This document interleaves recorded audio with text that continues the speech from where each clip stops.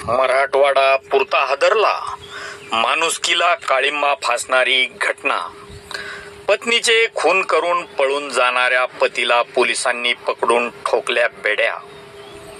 सविस्तर वृत्त असे की मनीषा यांना 2 मुले, गोविंद ज्ञानेश्वर प्रभणे व सोहम प्रभणे, तर एक मुलगी नंदनी ज्ञानेश्वर प्रभणे ही आहे.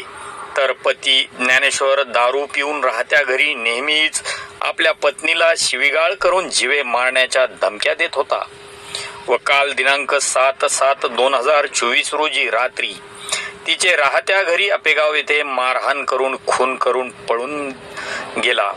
तर घरातील इतर व्यक्तीही पहाटेच घर सोडून निघून गेले व सदर घटनेची माहिती पोलीस पाटील संजय गडकर यांनी पैठण पोलीस ठाण्याला देऊन कळवले की मारहाण करून पत्नीला पती फरार झाला आहे. पत्नी घरात पडून आहे. माहिती मिळताच कर्तव्यदक्ष पोलीस उपविभागीय अधिकारी सिद्धेश्वर भोरे व पैठण पोलीस ठाण्याचे कर्तबगार पोलीस निरीक्षक संजयजी देशमुख यांनी घटनास्थळी धाव घेऊन मूळ प्रकार लक्षात घेऊन इतर पोलीस अधिकाऱ्यांना योग्य त्या सूचना केल्या व सहाय्यक पोलीस उपनिरीक्षक Madane, police head constable Nusrat Shaikh, police अंमलदार मज्जू पठाण यांनी तात्काळ आरोपीचा शोध घेतला असता त्यांना माहिती मिळाली की आरोपी ज्ञानेश्वर हा ऊसाच्या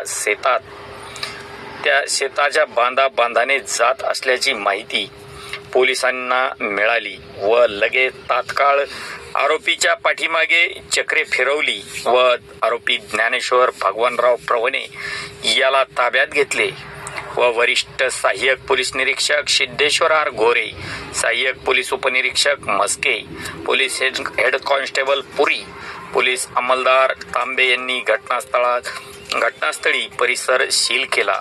घटनास्थळी हाताचे ठसे तज्ञ, फिंगरप्रिंट, श्वान पथक, डॉग स्क्वॉड पथक, फॉरेन्सिक लॅब पथक यांना तात्काळ पाचारण करून बोलावून पंचनामे करण्यात आले. सर्व कार्यवाही अनुभवी पोलीस अधिकारी गोरे यांनी शांततेत पार पाडली. तर मयत मनीषा ज्ञानेश्वर प्रभणे यांचे वडील कैलास नारायण नवगिरे, वय वर्ष 47, राहणार चांगतपुरी, तालुका पैठण यांच्या फिर्यादीवरून पोलीस उपनिरीक्षक बुरकोल यांनी पोलीस निरीक्षक यांना सूचना व मार्गदर्शनाप्रमाणे गुन्हा दाखल करून घेण्यास सांगितला.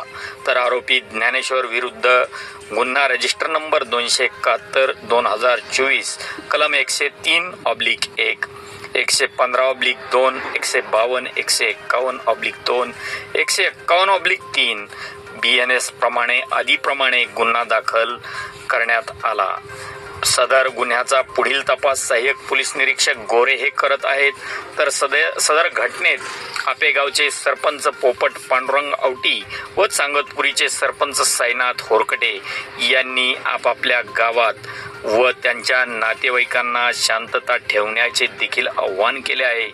तर या घटनेने पूर्ण परिसरावर शोककळा पसरली असून प्रत्येक गावात हा आज चर्चेचा विषय बनला आहे. यामुळे महिला, मुली आणि छोटे छोटे मुले हे भयभीत झाल्याचे तालुकाभर जाणवत आहे. अशा घटना समाजात माणुसकीला काळिमा लावणाऱ्या ठरणाऱ्या आहेत. तर या वाटेला कोणीही जाऊ नये अशी अपेक्षा आम्ही आपणाला याद्वारे करतो. आपण पाहत आहात न्यूज लोकमंच. न्यूज लोकमंचसाठी वृत्तनिवेदक विजय शिवगजे.